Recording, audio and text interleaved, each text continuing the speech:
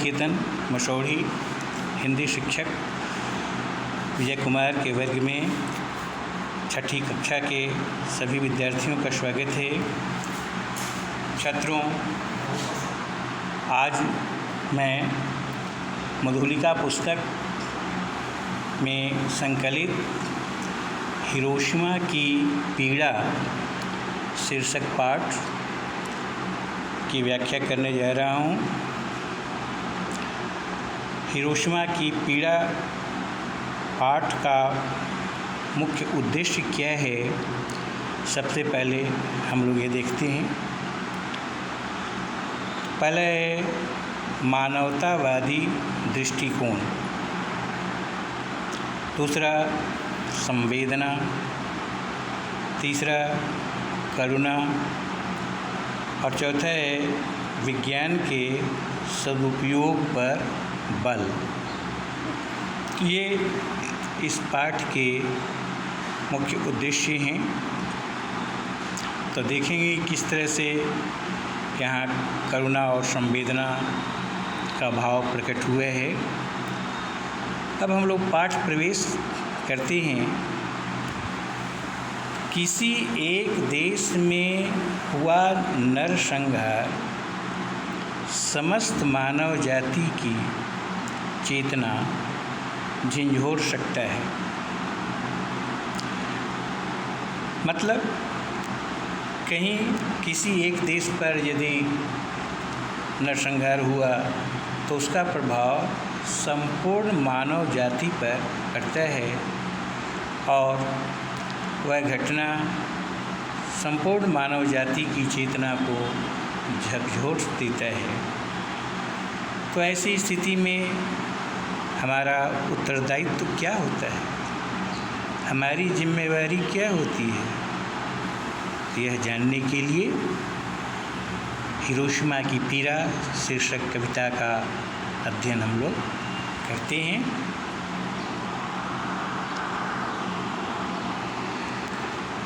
तो कविता की पंक्तियाँ देखें। हिरोशिमा, जैसा कि आप लोग को पता होगा, ये जापान के शहर हैं और जहाँ अमेरिका द्वारा अणुबम गिराया गया था। तो उसके बाद जो पीड़ा उत्पन्न हुई, जो दर्द छलका, उसकी चर्चा इस पाठ में है। किसी रात को मेरी नींद अचानक उचट जाती है। कवि कह रहे हैं कि कोई रात कोई अचानक नींद टूट गई, उचट जाती है यानी टूट जाती है, आँखें खुल जाती हैं। मैं सोचने लगता हूँ कि जिन वैज्ञानिकों ने अणु अस्त्रों का आविष्कार किया था, अब कवि अतीत की उन घटनाओं की ओर संकेत करते हैं कि जिस वैज्ञानिक ने अणुबम का आविष्कार किया था, वे हिरोशिमा नागासाकी के भीषण नरसंहार के समाचार सुनकर रात को कैसे सोए होंगे। कवि उस व्यक्ति पर व्यंग्य करता है कि जिसने यह अणुबम बनाया और इतना बड़ा नरसंहार हुआ, कैसे उसको नींद आती होगी। क्या उसके हृदय में यह पीड़ा नहीं उठती होगी? क्यों उन्हें एक क्षण के लिए ही सही ये अनुभूति नहीं हुई? कवि को दुख इस बात का है कि उन्हें एक क्षण के लिए भी एहसास नहीं हुआ, अनुभूति नहीं हुई। कौन सी अनुभूति? उनके हाथों जो कुछ हुआ अच्छा नहीं हुआ। कवि कहते हैं कि उन वैज्ञानिकों ने जिन्होंने अणुबम बनाया, जो कुछ किया वह निंदनीय है। उनकी जितनी भी निंदा की जाए कम है। यह मानव हित में अच्छा नहीं। यदि हुई तो वक्त उन्हें कटघरे में खड़ा नहीं करेगा। अगर इस बात की अनुभूति उनको हो गई कि सचमुच हमने यह गलत किया, तब तो आने वाला समय उन पर उंगली नहीं उठाएगा, कटघरे में खड़ा नहीं करेगा। किंतु यदि नहीं हुई, दो स्थिति हो सकती है। एक होता है कि गलती का एहसास होना। तो गलती का एहसास यदि हो गया, अनुभूति हुई, तब तो पीढ़ी उन पर उंगली नहीं उठाएगी। लेकिन दूसरी स्थिति है कि अगर एहसास नहीं हुआ, अनुभूति नहीं हुई, किंतु यदि नहीं हुई तो इतिहास उन्हें कभी माफ़ नहीं करेगा। कवि इस बात पर बल दे रहे हैं, गलती तो हर इंसान से होती है। अगर उन्हें यह अनुभूति हो गई, यह एहसास हो गया कि मैंने जो कुछ किया वह मानवोचित नहीं था, यह मनुष्य का धर्म नहीं है, तब तो उनका अपराध क्षम्य हो सकता है। किंतु यदि उन्हें इसका एहसास नहीं हुआ, तब इतिहास उन्हें कभी माफ़ नहीं करेगा। तो यह कविता है हिरोशिमा की पीड़ा, जो सारे लोगों को व्यथित करती है।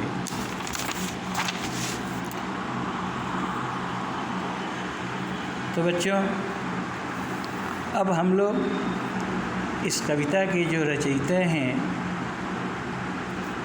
अटल बिहारी वाजपेयी, हिरोशिमा की पीड़ा पाठ का नाम है, जो कविता है, और कवि का नाम है अटल बिहारी वाजपेयी। तो वाजपेयी जी के संबंध में संक्षिप्त जानकारी हम लोगों को प्राप्त कर लेनी है।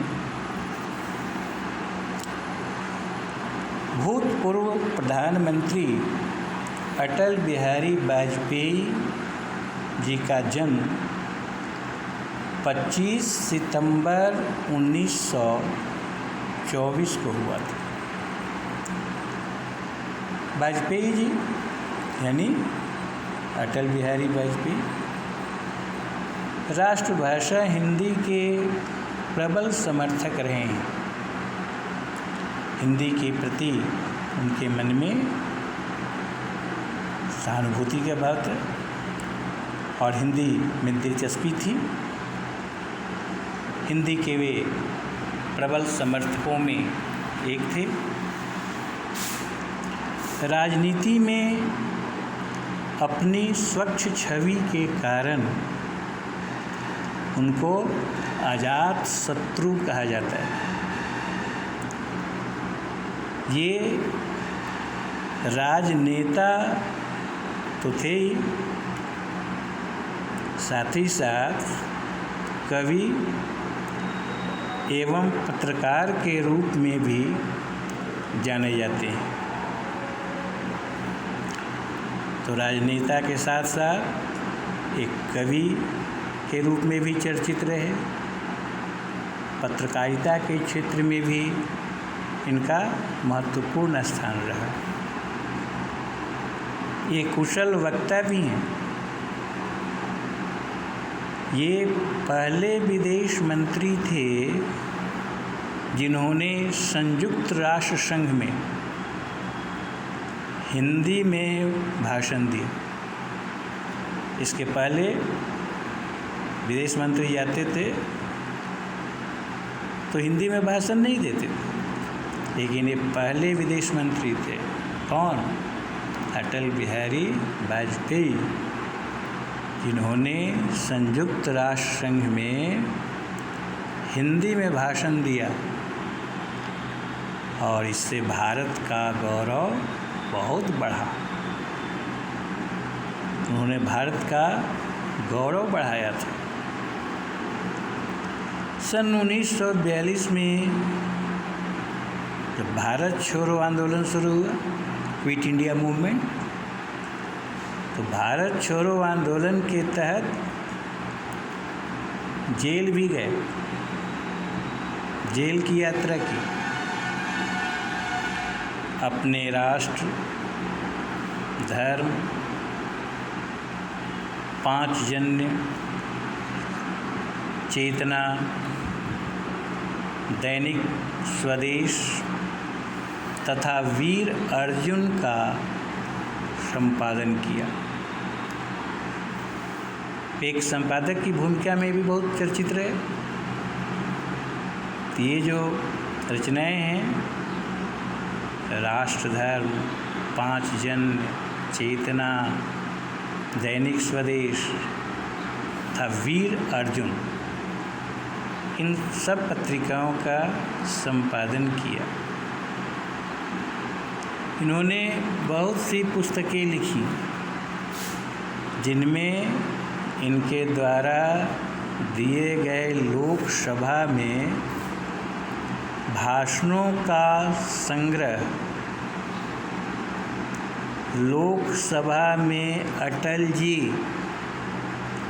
अमर बलिदान, new dimension of Indian foreign policy, ये सब मुख्य हैं। ये सब इनकी मुख्य पुस्तकें हैं। पुस्तकें बहुत सी लिखी, लेकिन यहाँ चर्चा मुख्य पुस्तकों की गई, चाहे वो अमर बलिदान हो या new dimension of Indian foreign policy, जो भी हो पुस्तकें हों। इनका काव्य संग्रह का मतलब क्या हुआ? इन्होंने जो कविताएं लिखी उसे एक जगह संग्रहित कर दिया गया, तो नाम पड़ेगा काव्य संग्रह। तो इस काव्य संग्रह का नाम है मेरी 51 कविताएं, यानी 51 पॉइंट्स। उन्होंने जो 51 कविताएं लिखी तो इसी पुस्तक में संकलित हैं, और यह काव्य संग्रह बहुत प्रसिद्ध है। छात्रों, यह अटल बिहारी वाजपेयी एक कवि के रूप में यहाँ हम लोग उन्हें देख रहे हैं, तो उनकी संक्षिप्त चर्चा हुई। अब कवि परिचय अगर देना हो तो इतनी बातें पर्याप्त होंगी। अब नज़र डाल लेते हैं इस पाठ में जो शब्दार्थ हैं उन पर। आविष्कार मतलब खोज, अनुभूति मतलब अनुभव, नरसंहार मतलब लोगों का सामूहिक विनाश। नर मतलब मनुष्य, संहार का विनाश। तो नरसंहार 1-2 व्यक्ति के नहीं, कई लोगों। और वक्त कहते हैं समय को। तो ये अब इसमें यहाँ प्रश्न हैं, तो इसका उत्तर तैयार करने हैं। और मौखिक में है कि कविता का शीर्षक क्या है और इसके रचनाकार के बारे में कुछ बातें बताइए। तो कविता का शीर्षक हिरोशिमा की पीड़ा है और रचनाकार वाजपेयी के बारे में लिखना है। ख है कि हिरोशिमा नागासाकी का संबंध किस देश से है। और ग में है कि जब आपसे कोई गलती होती है तब आप कैसा महसूस करते हैं। गलती तो किसी से भी हो सकती है, तो उसमें आप क्या रियलाइज करते हैं, कैसी अनुभूति होती है। ये मौखिक प्रश्न है।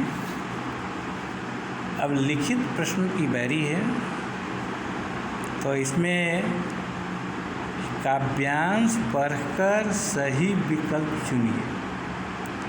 ये काव्यांश है, काव्य का हिस्सा। किसी रात को मेरी नींद अचानक उचट जाती है, आँख खुल जाती है,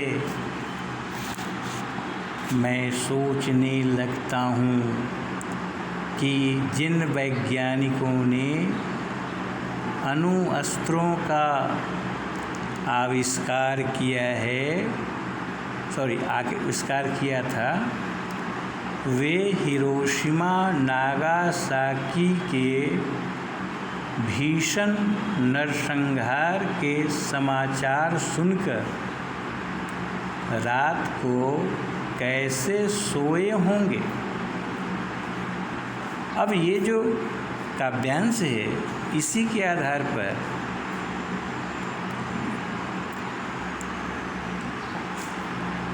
तो ये जो काव्यांश पढ़कर सही विकल्प चुनिए जो लिखा गया था। अब इसी में आगे है कि आँख खुल जाती है, उसके बाद है कि मैं सोचने लगता हूँ। तो ये जो काव्यांश है, इसी का उत्तर यहाँ दिए गए जो काव्यांश है, नीचे प्रश्न दिए हुए हैं। अब से का प्रश्न है कि आँख खुलना का यहाँ अर्थ है, तो ये वैकल्पिक प्रश्न है, MCQ जिसको बोलते हैं। तो 4 ऑप्शन दिए गए हैं, इसमें सही उत्तर कौन है। तो इसकी जानकारी के लिए इस काव्यांश को एक बार फिर पढ़ेंगे, इसका आंसर मिलेगा। इधर विचार मंथन में लीन कौन है। क है हिरोशिमा नागासाकी में कौन सी घटना घटी थी, तो अभी भी बतलाए थे हम कि अणुबम जो बरसाया गया था। अब यहाँ विकल्प को ध्यान से देखना है और उसका उत्तर चुनना है। घ है कि कविता में कवि हृदय किन्हें आत्ममंथन के लिए पुकारता है। तो आत्ममंथन का अर्थ क्या हुआ। जैसे हम कोई काम करते हैं, आत्म मतलब स्वयं, खुद, तो इस पर हम विचार करते हैं। अब इसमें वैज्ञानिक है कि इतिहास है कि समय है कि स्वयं को, तो यहाँ आप कविता ध्यान से पढ़ेंगे तो इसका स्पष्ट उत्तर उसमें मिलेगा। उसके बाद कविता को याद रखने हैं, क्योंकि परीक्षा में अक्सर पूछा जाता है कि कविता की 8 पंक्तियाँ लिखिए। तीसरा प्रश्न है उसका भाव स्पष्ट करना है। तो इसमें आखिर इसके माध्यम से कवि क्या कहना चाहते हैं। तो एक हुआ सरलार्थ, उसका क्या अर्थ हुआ, और एक है कि उसमें जो निहित भाव है उसको व्यक्त करना है। कवि पाठकों को ये जो 2 पंक्तियाँ हैं उनके माध्यम से क्या कहना चाहता है, कौन सा संदेश देना चाहता है। और छात्रों, ये चौथा प्रश्न जो है ये बहुत महत्वपूर्ण है। इसमें 3 प्रश्न हैं। क में है कि हिरोशिमा नागासाकी में भीषण नरसंहार क्यों हुआ था। बिना कारण का कोई कार्य तो होता नहीं है। तो यहाँ प्रश्न किया जा रहा है कि हिरोशिमा और नागासाकी, मैंने बताया कि जापान के 2 प्रमुख शहर थे जिस पर अणुबम गिराया गया था। तो क्यों हुआ था नरसंहार। और ख है कि कवि वैज्ञानिकों से किस प्रकार की अनुभूति की अपेक्षा करता है। यानी कवि कौन, अटल बिहारी वाजपेयी। तो वैज्ञानिक किन वैज्ञानिकों की ओर संकेत है, जिन्होंने अणुबम बनाया। तो किस प्रकार की अनुभूति की अपेक्षा, अपेक्षा मतलब उम्मीद, अपेक्षा और उपेक्षा युग्म शब्द है। तो अपेक्षा मतलब उम्मीद, आशा। और अपेक्षा का एक और अर्थ होता है तुलना, जैसे कहते हैं ना, राम की अपेक्षा मोहन ज़्यादा समझदार। और उपेक्षा, तो अपेक्षा और उपेक्षा युग्म शब्द में चला जाएगा। सुनने में ऐसा लग रहा है लेकिन अर्थ बदल जाएगा। तो उपेक्षा का मतलब होता है अवहेलना, जैसे उसने मेरी उपेक्षा कर दी। तो यहाँ कवि वैज्ञानिकों से किस प्रकार की अनुभूति की अपेक्षा करता है, यानी उम्मीद करता है। और वह प्रश्न है कि इतिहास उन्हें कभी माफ़ नहीं करेगा। ये सिंगल भटकों में बंद है। तो यह जो उक्ति है, कथन है, तो इस पंक्ति में किसकी तरफ संकेत है, किस ओर इशारा किया गया है। तो इसमें दो प्रश्न हैं और साथ ही साथ यह भी उत्तर में लिखना है कि कवि ने ऐसा क्यों कहा। तो इन सभी प्रश्नों के उत्तर आपको फेयर कॉपी में तैयार करने हैं और साथ ही साथ व्हाट्सएप पर भी भेजना है। प्रश्नोत्तर का हमें इंतज़ार रहेगा। तो आज यहीं तक, धन्यवाद।